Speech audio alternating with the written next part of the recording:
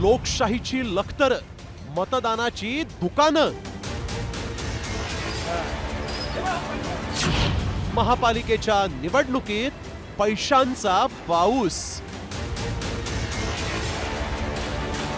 Washing machine, mixer, चांदीचंही वाटप, चांदीच्या वाट्या आणि चमचे, वॉशिंग मशीन, मिक्सर, हे सगळं बघितल्यावर तुम्हाला वाटेल हा एखादा सेल आहे की काय. हो हो, हा सेलच आहे. महापालिका निवडणुकांमधल्या मतदार खरेदीचा, लोकशाहीची लखतर वेशीला टांगणारा. पैशांनी मत नाही तर मतदारांचा स्वाभिमान विकत घेतला जातोय. यातून मतदार राजा नाही तर गुलाम बनत असून उमेदवारांनी मतदार खरेदीचा बाजार मांडलाय. यासाठी राजकीय पक्षाचे कार्यकर्ते अडते झालेत. या सौदेबाजीचे नवनवे फंडेही आता समोर येत आहेत. लोकांना फसवायचं काम ही दृश्य पहा. मतदारांना चांदीच्या वाट्या आणि चांदीचे चमचे वाटले जात आहेत. ठाकरे सेनेचे नेते वसंत मोरेंनी हा धक्कादायक प्रकार पुण्यात उघड केलाय. मला यायला थोडा उशीर झाला, नाही तर तुमच्या गाडीचा कार्यक्रम मी 100% केला असता. पोलीस आहेत इथं, आम्ही त्यांचा आदर करतो आणि पोलिसांच्या समोर आम्हाला कुठलाही नासधूस करायची नाही.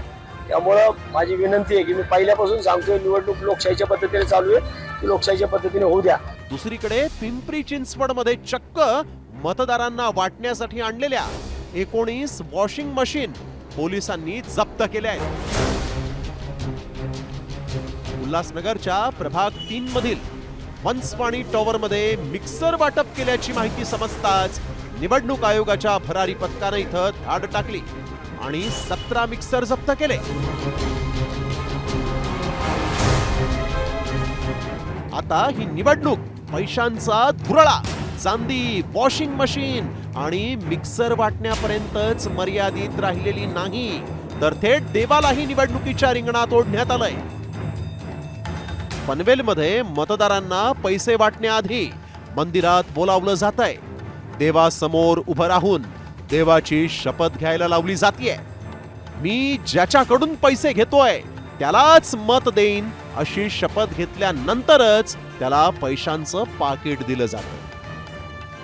नवी मुंबईत तर अंगडियांच्या हवालाचा वापर केला जातोय. इथं मतदाराला 20 रुपयाची नोट दिली जाते, मग ती फाडून त्याचा अर्धा भाग त्याच्या हातात दिला जातो. मतदान केल्यानंतर 20 रुपयांची अर्धी नोट आणून दाखवल्यानंतर मतदाराला पैसे दिले जाणार आहेत. वा रे वा, लोकशाही. सगळे कायदे, सगळे नियम धाब्यावर बसवून हे सगळे फंडे राजरोसपणे वापरले जात असतानाच दुसऱ्या बाजूला पैशांचा पाऊस सुरू आहे. सोलापूरमध्ये उमेदवाराचे नातेवाईक पैसे वाटप करताना हे असे रंगे हात पकडलेत, तर पनवेलमध्ये भाजप पदाधिकाऱ्याला पैसे वाटप करताना पकडल्याचा आरोप मनसेनं केलाय.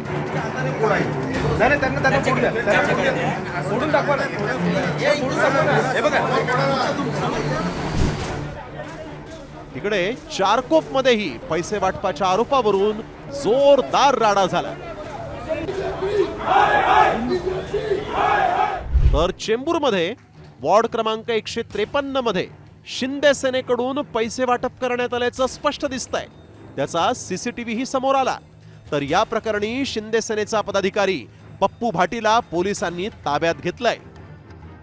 मतदानाच्या नावावर पैशांचा हा पाऊस खुलेआम सुरू असतानाच प्रश्न हाय की निवडणूक आयोग काय करताय? पोलीस यंत्रणा नेमकी कुठाय? संविधानानं दिलेल्या अधिकाराचाच इथं थेट सौदा केला जातोय. सौदा.